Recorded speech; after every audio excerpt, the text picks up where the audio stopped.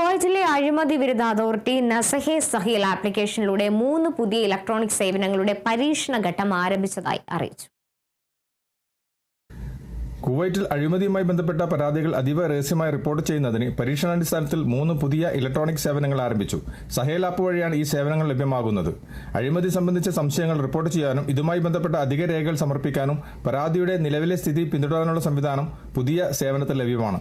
അഴിമതിയുമായി ബന്ധപ്പെട്ട പരാതികൾ സുരക്ഷിതവും രഹസ്യാത്മകമായ രീതിയിൽ സമർപ്പിക്കുവാനും പരാതിയുടെ നിലവിലെ അവസ്ഥ അറിയാനുള്ള നടപടി ലളിതമാക്കുകയാണ് പദ്ധതിയുടെ ലക്ഷ്യമെന്ന് കുവൈറ്റ് അഴിമതി വിരുദ്ധ സമിതി അധികൃതർ വ്യക്തമാക്കി. പരീക്ഷണഘട്ടത്തിൽ സേവനങ്ങളുടെ കാര്യക്ഷമത വിലയിരുത്തുകയും ഉപയോക്തൃ അനുഭവം പരിശോധിക്കുകയും ചെയ്യും.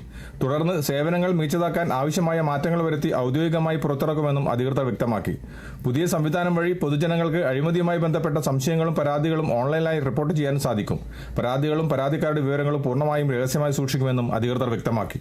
റിപ്പോർട്ട് സ്റ്റാറ്റസ് ട്രാക്കിംഗ് സേവനം സുതാര്യത വർദ്ധിപ്പിക്കുന്നതിനും റിപ്പോർട്ട് ലഭിച്ച നിമിഷം മുതൽ ഒരു തീരുമാനമെടുക്കുന്നതുവരെ അതിന്റെ ഘട്ടങ്ങളെയും നടപടിക്രമങ്ങളെയും കുറിച്ച് അറിയിക്കുമെന്നും അതുവഴി ജനങ്ങൾക്കിടയിലുള്ള വിശ്വാസം ശക്തിപ്പെടുത്തുമെന്നും ഉപയോക്തൃ അനുഭവം മെച്ചപ്പെടുമെന്നും നസഹ കൂട്ടിച്ചേർത്തു. കുവൈത്തിൽ നിന്നും കേരള വിഷന് വേണ്ടി IV സുനേഷ് വെങ്ങര.